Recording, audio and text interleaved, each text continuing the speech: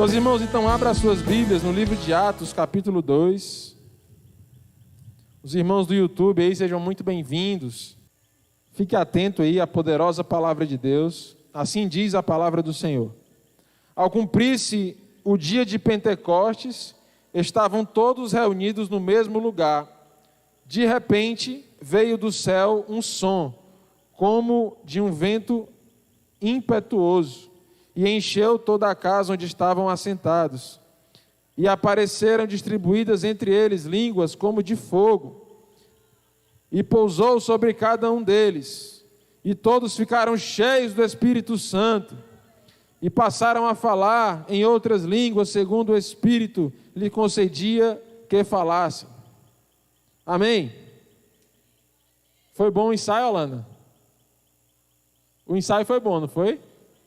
Agora é valendo para amanhã para o YouTube, para Curicaca, Caucaia, Nova Zelândia e adjacências, tá?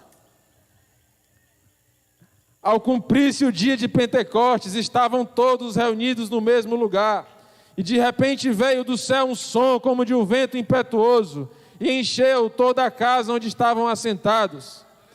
E apareceram distribuídos entre eles línguas como de fogo, e pousou sobre cada um deles, e todos foram cheios do Espírito Santo, e passaram a falar em outras línguas, segundo o Espírito Santo lhes concedia que falassem. Glória a Deus!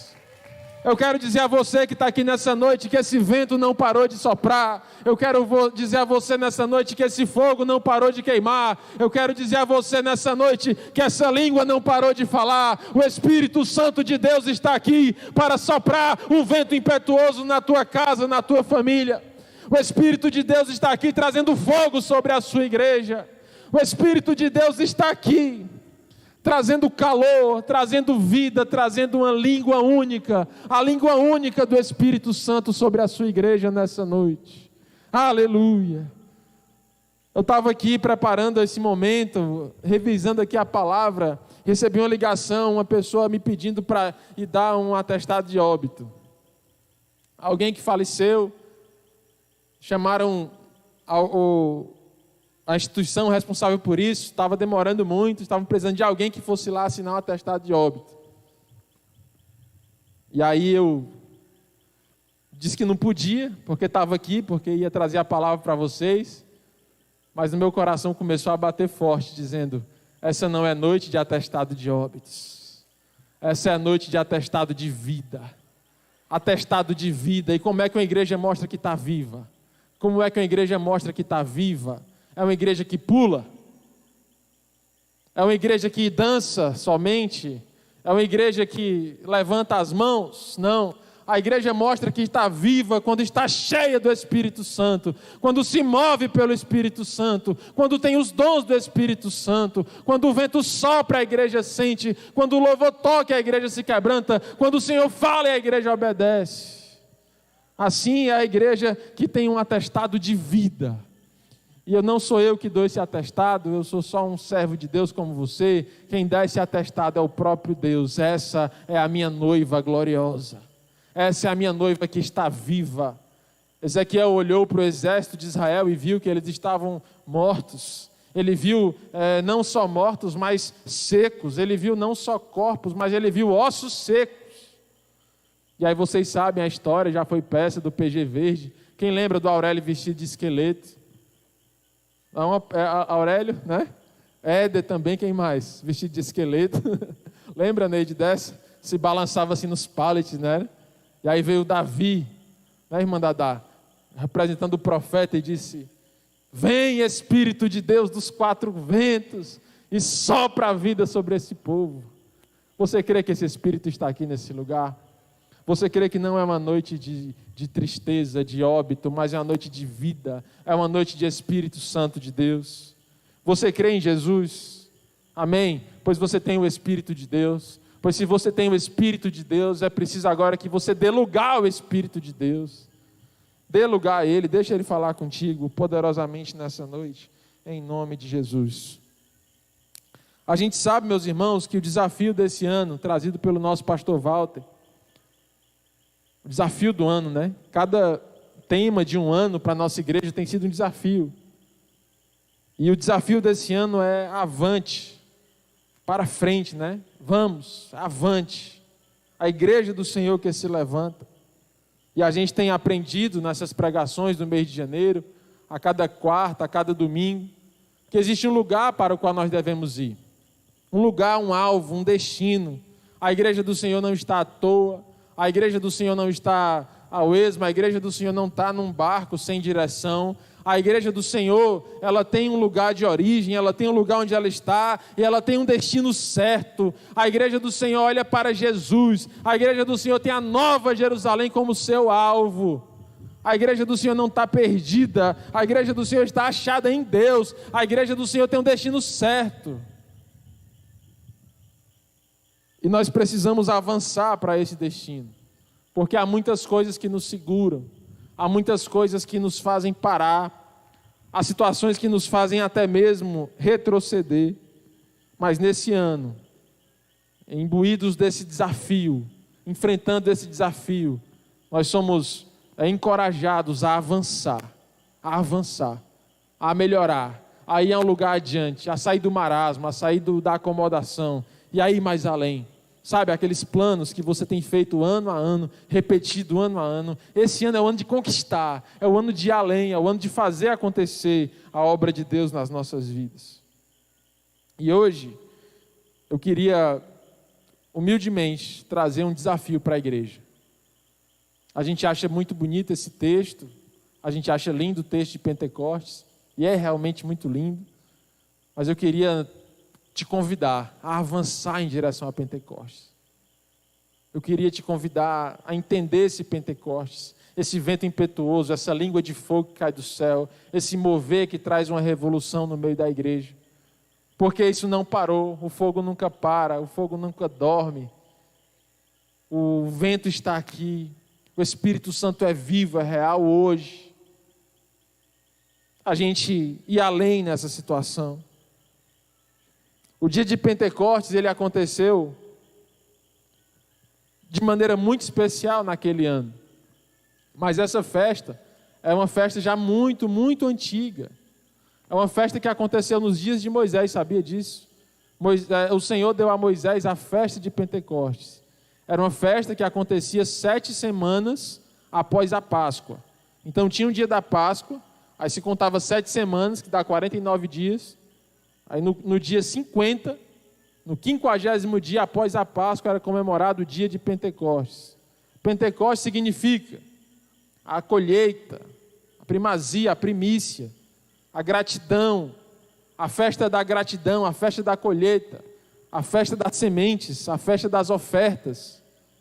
Era a festa onde o povo de Deus se reunia em Jerusalém para trazer a sua primazia, para agradecer a Deus pela colheita daquele ano. E ano a ano eles iam se repetindo religiosamente, saíam de todos os lugares onde estavam espalhados os judeus, em culturas totalmente diferentes, se reuniam em Jerusalém para agradecer a Deus pela colheita, pela provisão.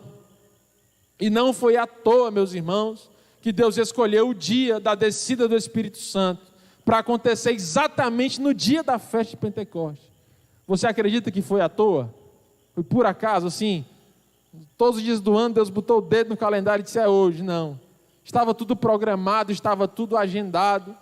Jesus ressuscitou no dia da Páscoa, lá do Egito, no dia da Páscoa instituída lá para Moisés, antes de sair do Egito. Jesus ressuscitou naquele dia daquela festa com um propósito. 50 dias depois, desceu do céu o Espírito Santo naquele dia, naquela festa com um propósito. Eu sei que os dias vêm, os dias vão, eu sei que anos vêm, anos vão, eu sei que os calendários são passados, as agendas são compradas, mas eu quero te dizer nessa noite que existe uma agenda do céu, existe um calendário do céu, esse calendário está passando, Jesus Cristo está voltando para buscar a sua igreja. Eu quero dizer a você que as coisas do céu não acontecem de acordo com as coisas da terra. Não acontecem, existe um calendário do céu que está passando, existe um tempo que está acontecendo, e esse é o tempo em que nós devemos buscar o Senhor, esse é o tempo em que nós devemos trabalhar para Jesus, Esse é o tempo que nós devemos observar o que está ao nosso redor, arregaçar nossas mangas e dizer: avante pelo reino e pelo Rei Jesus. Rei! Foi combinado, hein? Então, meus irmãos, não foi à toa aquela festa de Pentecostes. Não foi à toa. Ali aconteceu uma grande obra de Deus. Ali eu posso dizer que estava inaugurada a igreja do Senhor. Jesus, ele ressuscitou e ele passou 40 dias com os discípulos após a sua ressurreição. Quando aquelas mulheres vão embalsamar o corpo de Jesus e encontram um anjo, o anjo diz: olha, diga aos meus discípulos e a Pedro que vão para Galileia, né, Alícia? Eu vou para Galileia, vou para Galileia. E foram para Galileia, e lá Jesus apareceu com eles, e passou 40 dias aparecendo. E então Jesus foi aos céus, por 10 dias eles ficaram aguardando em Jerusalém a descida do Espírito Santo. Até que no dia da festa de Pentecostes aconteceu esse evento que marcou de maneira sobrenatural a igreja do Senhor, e tem marcado de maneira sobrenatural a igreja do Senhor. Eu quero perguntar a você aqui: quem quer viver o dia de Pentecostes na sua vida? Quem quer viver dias de Pentecostes na sua vida? Quem quer viver os dias de Pentecostes até Jesus voltar na sua vida? Quem quer sentir esse vento impetuoso? Quem quer ver essa língua de fogo? Quem quer falar uma só língua com o céu? Uma só língua com o céu. Você entende o que é isso? Muito mais do que o dom de línguas estranhas, muito mais do que o evento do dia, é a sincronia do coração do homem da terra, que agora está aberto a sincronizar-se com o coração do céu, por meio do Espírito Santo de Deus. Isso é Pentecoste, é uma língua que vem do céu e sai pela boca do homem na terra e conquista o coração do homem. E de repente a língua do homem não vale mais nada, porque agora existe uma língua maior, uma língua completa, uma língua que faz descer os céus sobre a terra. Quem quer viver? Amém? Quem quer caminhar para Pentecostes nessa noite? Quem quer chegar lá? Amém? Quer mesmo? De verdade? Valendo mesmo? Sim? Vou perguntar de novo, Alana. Quem quer caminhar para Pentecostes nessa noite? Quem quer ver o fogo do céu descendo sobre a sua vida? E sobretudo, quem quer ter uma língua só com a língua do Espírito de Deus? Você quer isso? Então vamos lá. Observando historicamente as Escrituras, existe um momento histórico da sociedade, do povo de Deus, em que eu percebo o oposto de Pentecostes. E aí a gente começa a analisar a nossa vida e a colocar a nossa vida diante do Senhor. O oposto de Pentecostes. Sabe, houve um momento na história em que o homem desejou ser maior do que Deus. Houve um momento na história em que o homem desafiou a Deus. E ali houve confusão e houve a separação das línguas. Quem sabe que dia foi esse? Que lugar foi esse? A Torre de Babel. E aqui há dois opostos para essa pregação de hoje: Babel e Pentecostes. E a gente vai trilhar esse caminho e a gente vai analisar a nossa sociedade. A gente vai analisar a nossa família, a gente vai analisar a nossa casa, a gente vai analisar nosso casamento, quem é casado, a gente vai analisar a nossa vida pessoal e vai dizer assim: eu estou em Babel ou eu estou em Pentecostes? Será que eu estou em Pentecostes? E por que eu não estou em Pentecostes? O que é que falta? E nessa noite, no poder do Espírito Santo, aquilo que faltava não vai faltar mais. Amém? Glória a Deus. Lá em Babel, meus irmãos, houve a reunião de líderes de um homem chamado Nimrod, e que ele reuniu alguns homens naquela cidade e disseram assim: vamos construir uma torre que chegue até aos céus. E com essa torre que chegará até aos céus, nós vamos tornar os nossos nomes célebres nessa terra. Essa expressão do hebraico, uma torre que chega aos céus, significa uma torre que se iguale a Deus, que chegue até a Deus. O homem querendo ser maior do que Deus, o homem querendo ter o seu nome mais forte, mais bonito, um nome mais falado, um nome mais famoso do que o nome de Deus. Essa é a Babel. Em Babel nós vemos um homem querendo ser maior do que Deus. E as consequências disso foi confusão, dissensão, eles não se entendiam mais, a torre que foi começada ficou pelo caminho, ou aquele objetivo, aquela obra, houve uma desistência, aquele projeto antes tão engajado, agora ficou abandonado e a torre ficou pelo caminho.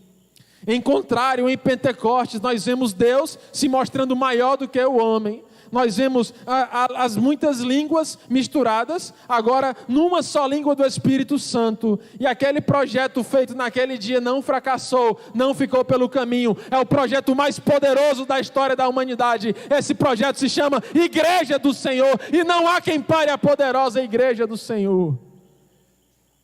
Porque Deus estava maior do que o homem. Deus sempre é maior do que o homem. Mas Deus foi reconhecido como maior do que o homem. Você sabe que a Bíblia diz que lá em Atos 2, depois você for lendo todos os versículos, se eu não me engano, são 47 versículos em Atos 2. Ali se conta 15 povos, meu amigo Hudson. Wesley Hudson, que bom ter vocês aqui, Raine. Que bom, irmã Zilma. Queria falar com cada um de vocês. Maria Zilma Leite, seja bem-vinda. Então, 15 países, judeus de 15 países estavam lá. Eles tinham se separado há tanto tempo, meus irmãos. A Bíblia fala que entre o Antigo e o Novo Testamento foram 400 anos de silêncio bíblico. 400 anos. Então, eles tinham se dispersado por muitos povos. Ao ponto, Aurélio, deles não conseguirem mais falar a mesma língua. Eles mantinham a tradição de vir a Jerusalém, mas eles não se entendiam mais. Eles tinham a tradição religiosa de se encontrar ali na festa de Pentecostes de Jerusalém, mas entre eles não havia mais entendimento nem verbal, não havia comunicação, de forma que quando o Espírito Santo desceu sobre eles, e eles falaram a mesma língua, eles se assustaram. Como nós estamos entendendo uns aos outros, se nós somos de povos tão diferentes? Porque sem o Espírito Santo, no casamento, na vida, na família, cada um fala uma língua e o resultado é divisão e desistência. Mas quando o Espírito Santo vem em Pentecostes, o resultado é união, todos se entendem, todos estão no mesmo projeto, o projeto de Deus nessa terra. Babel ou Pentecostes? Aonde nós estamos? Aonde nós estamos? Aonde está a nossa vida? Em Babel ou em Pentecostes? Vou fazer uma pergunta maior, tá? Eu falei, em Babel, desistência, confusão, intriga, cada um falando a sua língua, o homem querendo ser maior do que Deus, o homem querendo tornar o seu nome célebre, querendo ser famoso. Isso gera consequências. Em Pentecostes, Deus maior do que o homem, a união, a unidade, uma só língua, os céus lideram o processo, todos falando uma só língua, e os frutos disso são tremendos. Se você ler lá do 42 ao 47, dá vontade de chorar. Eu quero ir para essa igreja. A igreja chamada, como era o nome dessa igreja? Quem sabe? Como é que eles eram conhecidos? O pessoal do PG amarelo aí. Como era que era conhecida a primeira igreja? Isso. Aí, só porque está de amarelo. Ele é do PG azul, mas está de amarelo. A igreja do caminho, eles eram conhecidos como o povo do caminho. A Bíblia diz lá em Atos 2:42 que eles eram avivados, eram animados, eram generosos, vendiam os seus bens para dividir com os irmãos, que eles tinham respeito de toda a comunidade, que todo dia se convertia gente nessa igreja. É uma igreja linda. Mas por que essa igreja era tão linda? Porque eles estavam cheios do Espírito Santo. E eu quero te dizer, essa igreja não é utópica, essa igreja é real, é o nosso objetivo real e palpável, porque o Espírito Santo está vivo, o Espírito Santo é real. Se a gente der lugar ao Espírito Santo, ele poderá fazer coisas grandes no nosso meio. Mas eu quero te perguntar agora, a nossa sociedade está em Babel ou em Pentecostes? Dá uma olhada aí nos sites de notícia. A nossa sociedade está em Babel ou em Pentecostes? Notícias, más notícias e más notícias. Sim ou não? Uma fisioterapeuta que morreu ontem, assassinada pelo namorado porque descobriu que ela estava grávida. Babel ou Pentecostes? Eu não vou nem citar muitas notícias, não, para deixar você triste. Mas você sabe do que eu estou falando. A irmã Conceição trabalha em delegacia aí. Irmã Conceição, Babel ou Pentecostes? Babel total. A sociedade está em Babel. Por quê? Porque na sociedade, lá fora, o homem tem tentado se tornar maior do que Deus. Ou seja, o homem tem tentado governar. O homem tem tentado impor seus gostos, seus prazeres, sua opinião, o seu jeito de ser. Numa torre imaginária do coração do homem que tenta ser mais famoso, que tenta colocar o seu coração dizendo: vamos ter o nosso nome mais famoso, mais notável do que o nome de Deus. O espírito de Nimrod, que tenta invadir os corações do nosso tempo dizendo: imponha a sua vontade. Eu quero trazer mais para perto. A tua família não precisa responder. Está mais para Babel ou mais para Pentecostes? Todos na tua casa estão falando muitas línguas, cada um falando uma linguagem e ninguém se entende? Ou estão todos caminhando na direção, na linguagem do Espírito Santo de Deus? Posso apertar mais um pouco? Amém ou não amém? Posso apertar só um pouquinho? Você, meu irmão e minha irmã, e eu também, nós, dentro de cada um de nós, há mais Babel ou há mais Pentecostes? Essa é a chave da virada. Na nossa vida, a gente vai dizer assim, se você responder assim em voz alta: é Pentecoste, é Pentecoste, é Pentecoste, é Pentecoste, é Pentecoste. Vai dizendo, vai passando e vai dizendo, todo mundo é Pentecoste. Mas eu quero te perguntar, será? Será que na hora das decisões, quem está decidindo é o homem ou é Deus? Se for Deus é Pentecostes, se for homem é Babel. Na hora dos prazeres, das opiniões, o que é levado mais em conta? É o meu jeito, é a minha vontade, ou é o jeito de Deus e a vontade de Deus? Será que a minha vida tem sido para tornar o nome do Senhor célebre nessa terra? Ou será que a minha vida tem sido para tornar o meu nome célebre nessa terra? Será que as minhas redes sociais têm sido para tornar o nome do Senhor célebre nessa terra?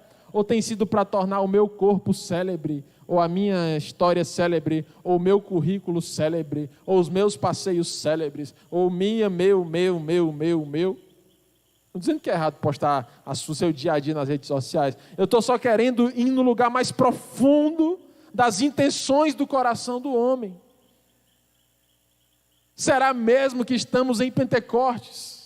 É tempo de esquadrinhar o coração, posicionar, porque o Espírito Santo vai soprar sobre a sua igreja nessa noite. Nesses dias, nesse ano, é ano de avançar, é ano de buscar os dons, é ano de ser cheio do Espírito Santo. Mas para isso é preciso caminhar, meus irmãos. É preciso sair de Babel, e agora não só mais sair de Babel, mas tirar Babel de dentro de nós. E colocar Pentecoste, Pentecoste, Pentecoste. Eu quero estar no lugar onde o Senhor reina, onde a palavra do Senhor é verdadeira na minha vida, onde eu não vivo só de palavras. E aqui, o caminho que liga esses dois pontos, Babel e Pentecostes, está escrito aqui em Atos. Já está escrito, já está escrito. Como? Quem quer aqui ficar em Pentecostes nessa noite? Sua família em Pentecostes. O marido e a mulher falando uma só língua. Ó. E que língua é essa? É a língua do marido? É? É ele dizendo assim... É? Ou é a língua da mulher que diz... E pronto. É? Não. é a língua do Espírito. É a língua do Espírito, é a língua do Espírito, é a língua do Espírito, é a língua do Espírito Santo de Deus.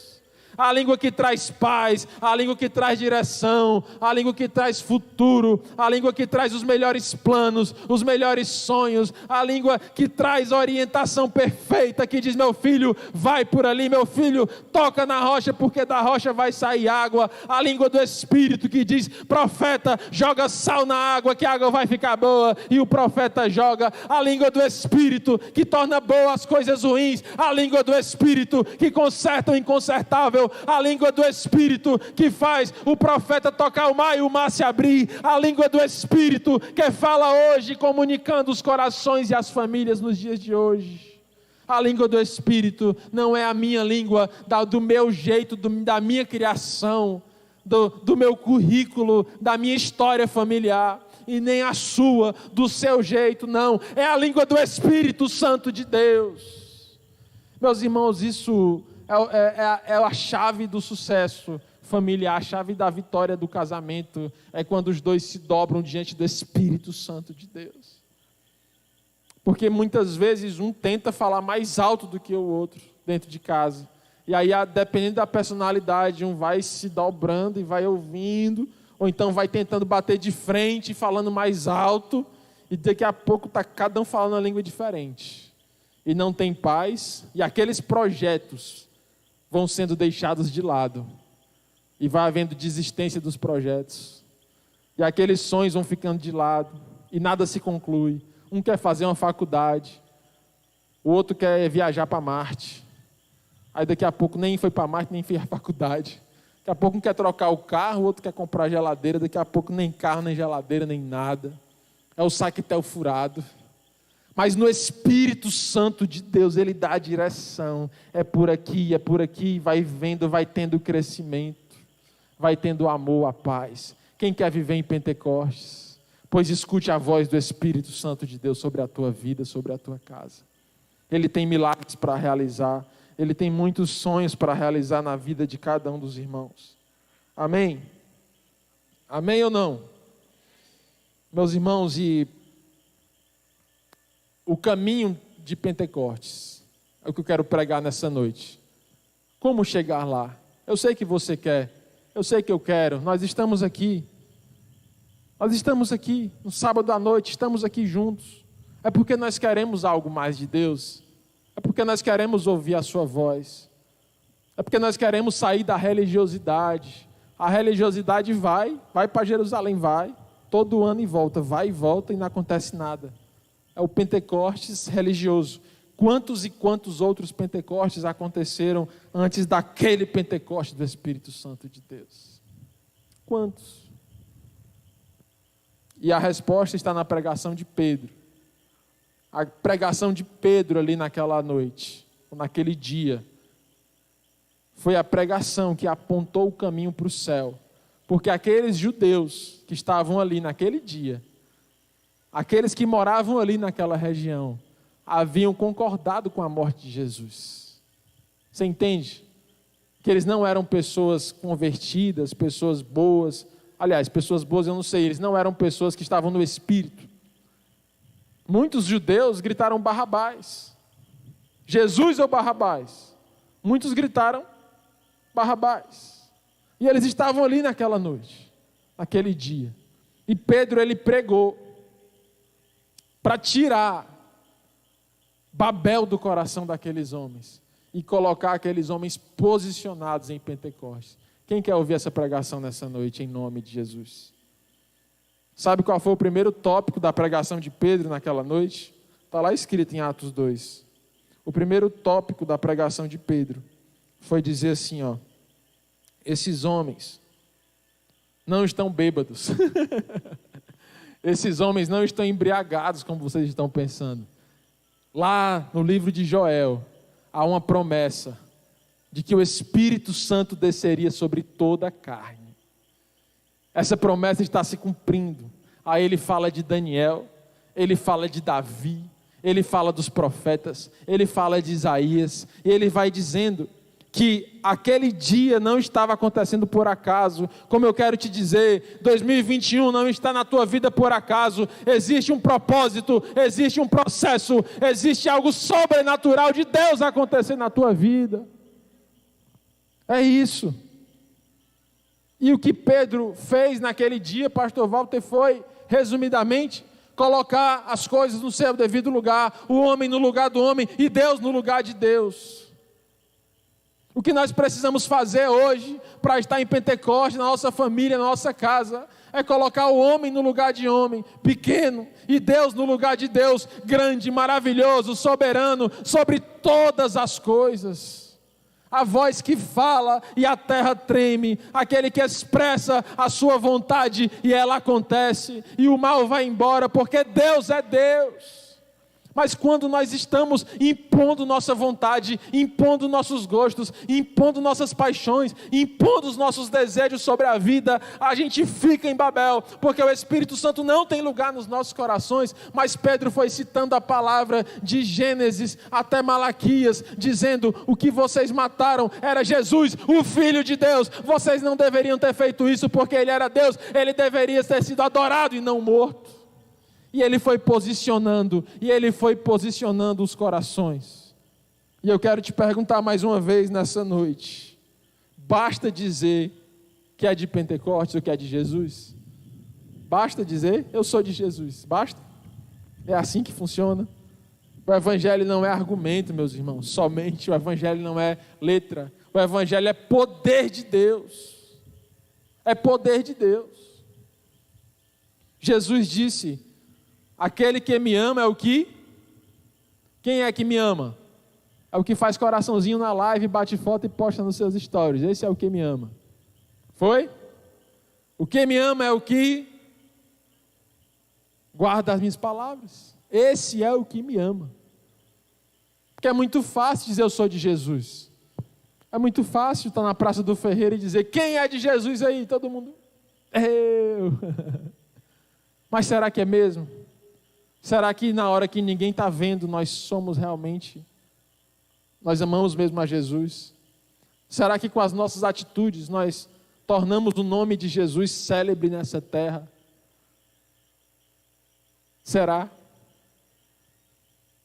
Será que nós temos conseguido viver esse evangelho real? E eu quero nessa noite te desafiar a dizer assim: eu amo a Jesus porque eu guardo a sua palavra. Ele diz: aquele que me ama é o que guarda as minhas palavras, e esse será amado do meu Pai, e eu me manifestarei a ele. Eu me manifestarei a ele.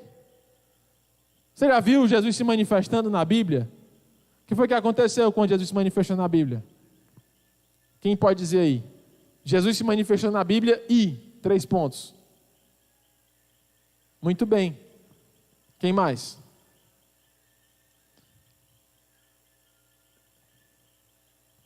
Na transfiguração, Jesus se manifestou e o milagre aconteceu. Jesus se manifestou na vida da mulher hemorrágica e...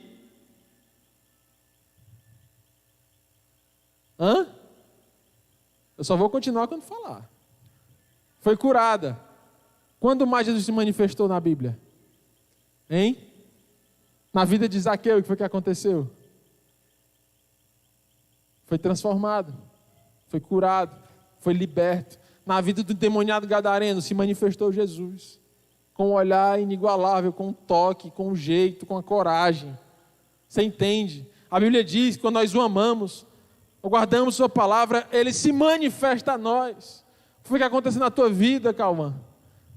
Quando Jesus se manifestou, o que foi, meu irmão? Mudou a cabeça, mudou a história, mudou a lágrima, mudou a paixão. Não foi assim, Jeremias? Não é assim na sua vida? Jesus se manifesta, Mateus, na tua vida, trazendo palavra, trazendo profecia. É assim. Não basta dizer, não basta ir para a festa por ir. É preciso ir e ser cheio do Espírito Santo de Deus. A nossa vida precisa tornar a vida, o nome de Deus, célebre nessa terra. Precisa glorificar o nome de Jesus. Glorificar o nome de Jesus. João Batista entendeu muito bem isso, Aurélio. Ele vinha batizando pessoas ele vinha pregando. Eu imagino que a sua pregação era muito dura, mas ao mesmo tempo ele tinha muito carisma, ao mesmo tempo as pessoas amavam demais ele, porque ele pregava num lugar onde era extremamente desconfortável. E as pessoas iam. Ele pregava no deserto. E as pessoas saíam das suas casas para ouvir. Então ele devia falar algo que devia ser duro, mas devia ser ao mesmo tempo atraente, não é verdade? E não só as pessoas iam ouvir o que ele dizia, como começaram a segui-lo. Deixaram suas casas e começavam a seguir. Discípulos de João Batista. E aí ele um dia encontra-se com Jesus, filho de Maria, João Batista, filho de Isabel, prima de Maria.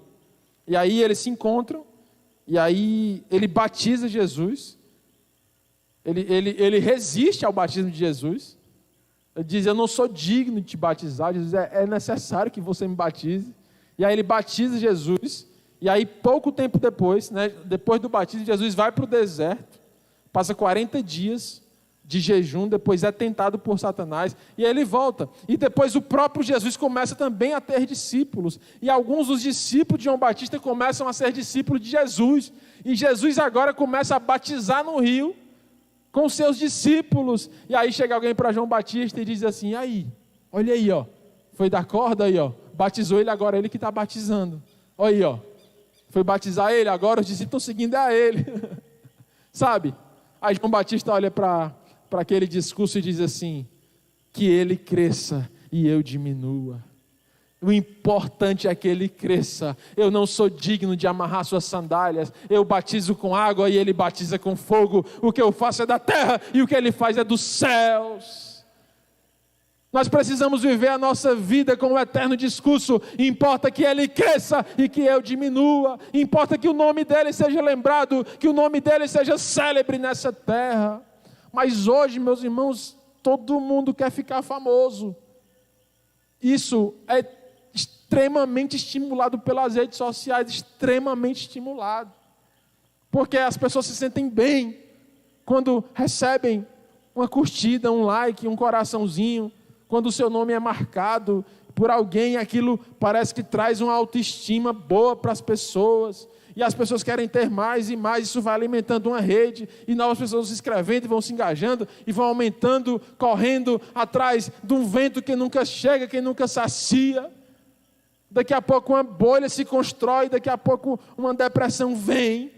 Há vários e vários youtubers, vários e vários influenciadores digitais, que entraram numa profunda depressão, quando entenderam que aquilo não valia de nada. Eu assisti uma entrevista com o maior canal de YouTube do Brasil. O cara é dono do maior canal de YouTube do Brasil.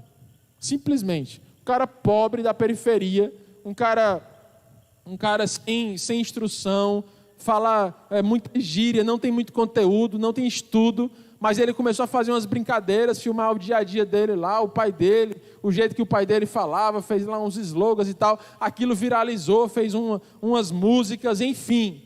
O cara começou a lotar a casa de show, começou a fazer mil coisas, não é o Whindersson Nunes, tá? Ele começou a fazer apresentações com seu irmão e tudo. Teve tênis, ele foi convidado para ir para a China para fazer um vídeo na fábrica de tênis que tinha o nome dele no tênis. Tudo de graça. Ele disse que a vida dele ficou assim, muitas viagens, muitos likes, muitas curtidas, patrocínios, um dinheiro que ele nunca viu na vida, começou a ver, viajou para Las Vegas 6 vezes no mesmo ano. Qualquer coisa ele queria emagrecer e conseguia aí comemorar em Las Vegas. Do nada. Um cara pobre. E como eles tem muitos. E aí ele disse que entrou na mais profunda depressão, pensamento de morte, quando ele viu que aquilo não dava em nada. E aí ele disse que o casamento dele estava para acabar. Estava para acabar o casamento dele, pastor. Briga todo dia. Aí ele teve a brilhante ideia, vamos passar 1 mês viajando e postando a viagem para ver se a gente se anima no casamento. Aí ele disse que nessa viagem, muitos likes, muitas postadas, na frente das câmeras era um casal muito lindo, mas quando as câmeras se desligavam era briga de quebrar as coisas dentro de casa, de jogar coisa um no outro, e barraco grande. E aí ele disse, não, vamos fazer o seguinte, vamos só chegar em casa, a gente chega em casa e se separa, e cada um vai para o seu canto, e a gente não vai se matar. Pronto, está combinado, vamos fazer um pacto de vida. E aí cada um vai para o seu canto. E aí ele disse que chegou no aeroporto, passou no mercantil para comprar umas coisas, no outro dia ia para o cartório se separar. Aí ele disse que foi no carro, para o mercantil, e foi pedindo a Deus: Deus, se o Senhor existe, me tira dessa depressão. Se Deus existe, salva o meu casamento. Aí ele contando que chegou no estacionamento do mercantil, foi descendo do carro. Aí ouviu uma voz: ei, fulano! E aí ele se virou. Aí era um amigo dele, viciado em pôquer com ele, virava noites e noites apostando pôquer. Aí ele disse: opa, que bom que eu te vi e tal, tanto tempo. Comprei uma mesa nova de pôquer, vamos lá em casa. Aí o cara disse: não estou mais nessa não. Agora eu sou de Jesus. Jesus mudou minha vida, Jesus restaurou meu casamento. Aí ele disse: tá legal, tá bom, depois a gente se vê. Aí entrou no mercantil, quando entrou no mercantil, não conseguiu mais comprar nada, foi só choro. Aí não aguentou, ligou pro cara, o cara foi lá. Hoje ele está há mais de um ano firme na igreja, batizado no Espírito Santo de Deus. Ele disse que encontrou o sentido da vida dele em Cristo, porque quando o homem quer tornar o seu nome célebre nessa terra, ele entende que o preço disso é o preço da sua própria alma, ele entende que aquele não vale nada, ele entende que aquele não tem futuro nenhum, mas quando o nome de Deus é tornado célebre dentro do coração do homem, a língua do céu chega no coração, é uma língua só: a paz, a justiça, a contentamento, porque as coisas estão no seu devido lugar, Deus no lugar de Deus e o homem no lugar de homem. Pentecostes se dá quando o homem se submete humildemente, quebrantado, arrependido, ajoelhado diante do chão, e Deus no céu soberano governando o coração desse homem. Você entende isso? O caminho. Quem quer avançar para esse caminho nessa noite? Amém? Só Deus pode fazer isso, só Deus pode organizar a sua vida, só Deus pode salvar a sua família, só Deus pode salvar a sua vida profissional, só Deus pode organizar. Ele tem o melhor plano, Ele tem o melhor plano, Ele tem. Não abandone, não deixe o tempo passar sem que você faça nada, não acredite que o tempo é o melhor remédio, não é verdade. Qualquer coisa que você abandonar e deixar o tempo acontecer, essa coisa vai melhorar ou piorar? Não, apareceu aqui uma ferida terrível aqui na minha perna, mas eu ouvi dizer que o tempo é o melhor remédio, então deixa rolar. Vai melhorar ou piorar? Eu tenho uma casa aqui, eu estava pensando em ajeitar essa casa, mas eu ouvi dizer que o tempo é o melhor remédio. Tranca a casa e deixa rolar. Vai lá 2 anos depois, a casa trancada, ela vai estar melhor ou vai estar pior? Muito pior. Essa é a grande teoria do caos, do Big Bang, a grande falácia do Big Bang, como se do nada algo pudesse acontecer desorganizadamente e melhorar algo. Isso é impossível na natureza.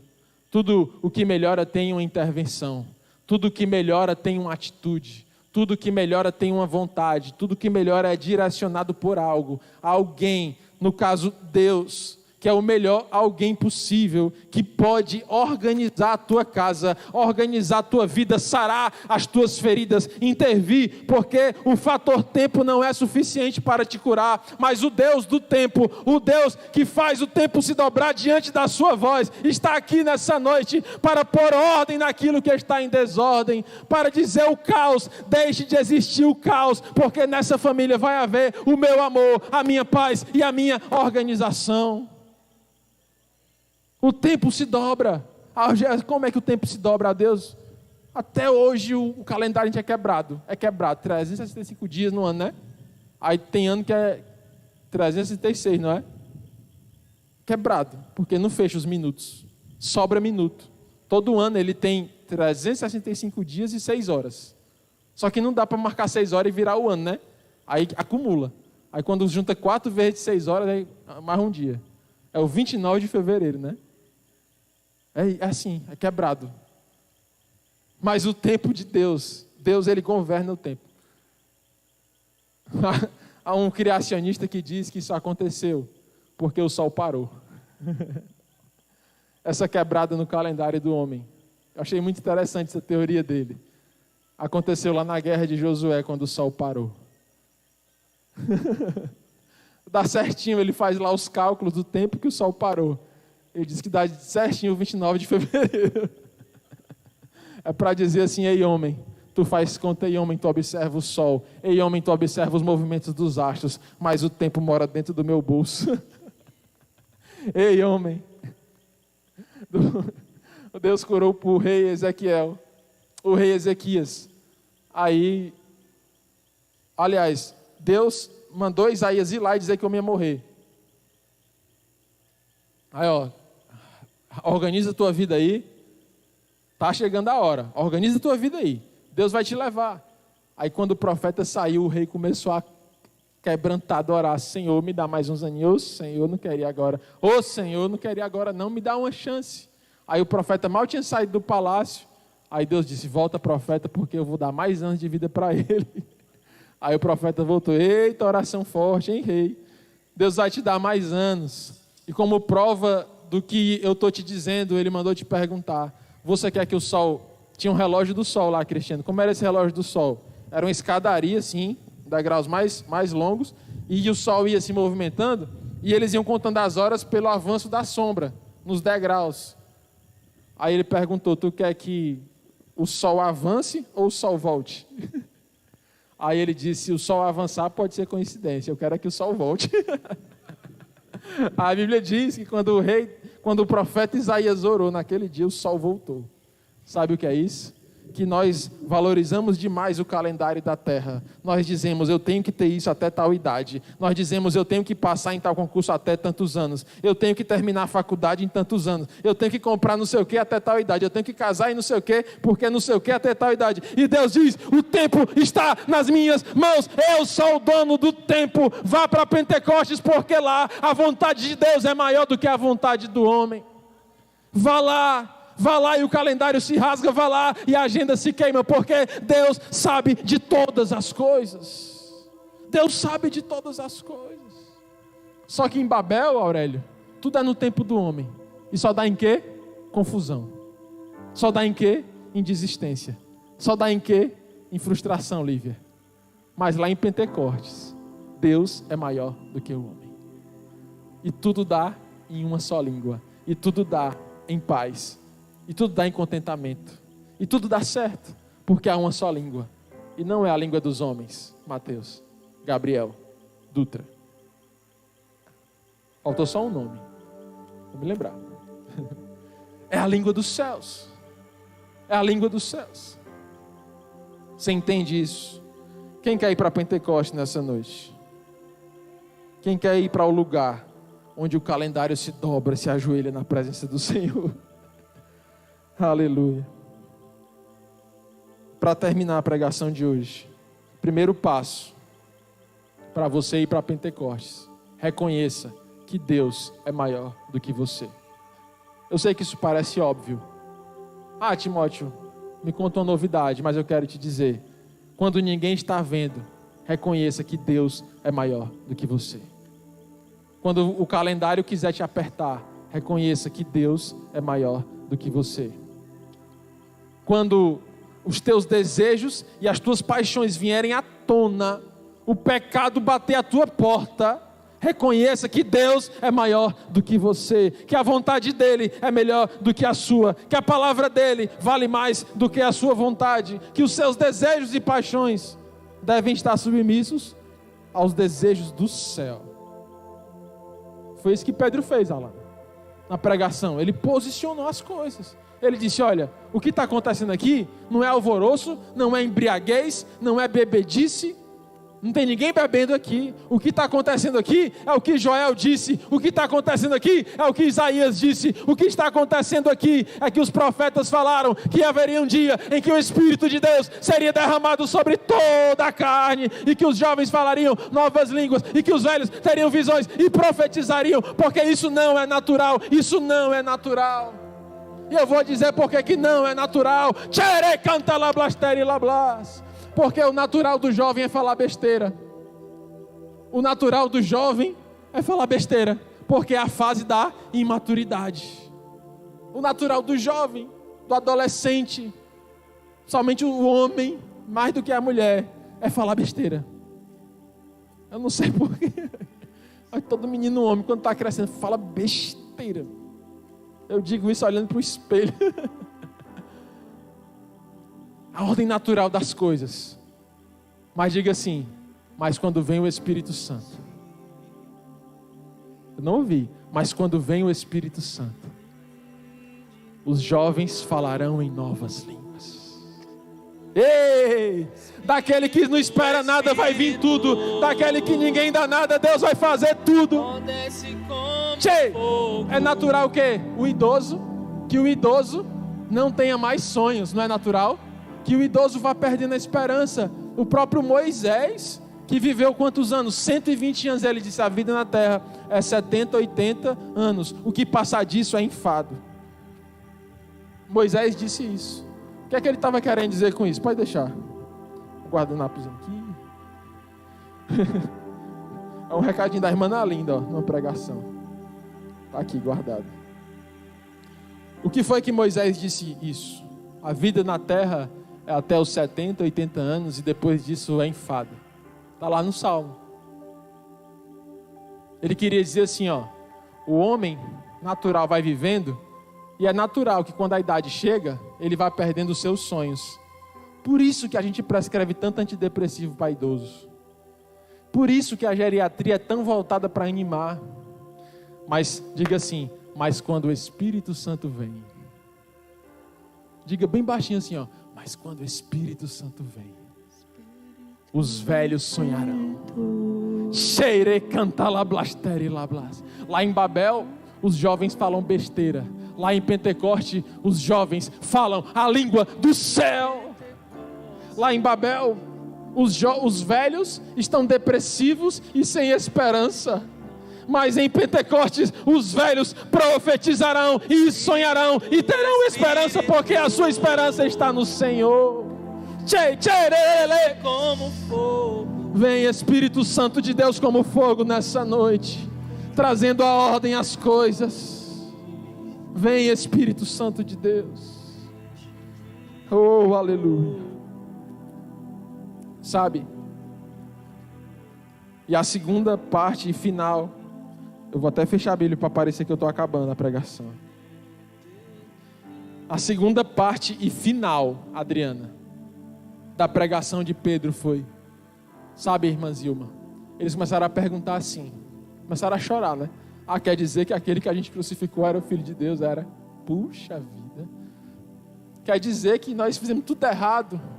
Você pode estar pensando assim, quer dizer que eu levei o meu casamento para Babel? Foi, pastor.